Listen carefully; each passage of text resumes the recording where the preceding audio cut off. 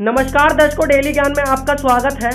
दर्शकों, आज हम बात करने जा रहे हैं भारत की उस बेटी के बारे में जिसने अपने साहस और जुनून से भारत का नाम इतना रोशन कर दिया है कि हर किसी के जुबान पर हिमा दास का ही नाम नजर आता है। दर्शकों, हिमा दास एक गरीब परिवार से बिलोंग करती हैं। दर्शकों, आज हम इनके जीवन के बारे में जानेंगे यहाँ तक पहुँचने के लिए उनने कितना स्ट्रगल किया है और क्या क्या कठिनाई उनके सामने आई थी।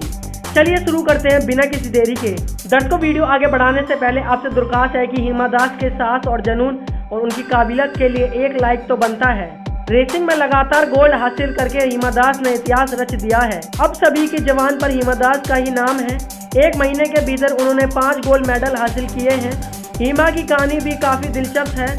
18 साल की हिमा असम के छोटे से गाँव की रहने वाली है। उनके गांव का नाम ढींगा है और इसलिए उन्हें ढींग की एक्सप्रेस भी कहा जाता है। 18 साल की हिमा ने 2 साल पहले ही रेसिंग ट्रैक पर अपना कदम रखा था।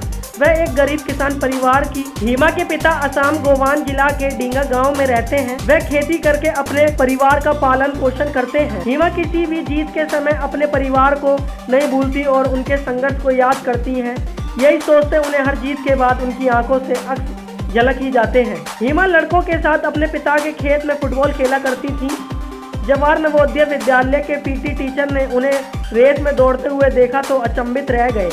उन्होंने हिमा दास को रेसर बनाने की सोची। पैसों की कमी की वजह से उनके पास जूते नहीं थे। स्थानीय कोच निपुण दास की सलाह मानकर जब उन्होंने स्तर की 100 मीटर और 200 मीटर रेस में हिस्सा लिया और वह गोल्ड मेडल जीत कर आई तो कोच भी हैरान हो गए। निपुण दास को लगा कि यह लड़की कुछ कर सकती है तो वह हिमा दास को गुवाहाटी ले आए। हिमा दास ने जिला स्तर की रेस में फटे जूते पहनकर दौड़ी और गोल्ड मेडल लेके आई।